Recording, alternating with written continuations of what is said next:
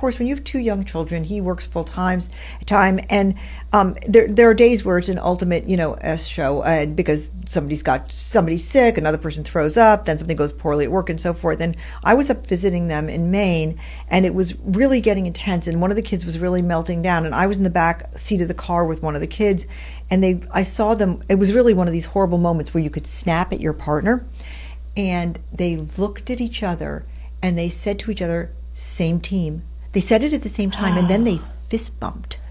I thought I was going to cry. And I had a terrible first marriage, but a very happy second marriage. And I think that in my happy marriage, we didn't say same team, but we certainly lived same team. And that's the whole point. And you don't have to have the exact same values to be on the same team, correct? Oh, yes. This is just so joyful to hear another couple doing this, because in those moments, especially when your nervous system gets overwhelmed and you're going to start reacting to things, it's so easy to then look to your partner. Here's how I hear it with couples.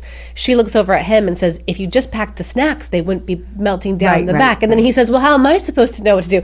And then they spiral into their negative communication pattern, which leads them to not feel heard, seen, and to be the we, because couples end up doing the you versus me, rather than we versus the problem. The problem in that moment is the kids are melting down. We're together. We're on the same team. And they just did that by this symbol of fist bumping. And that was cool. Oh, don't you love them?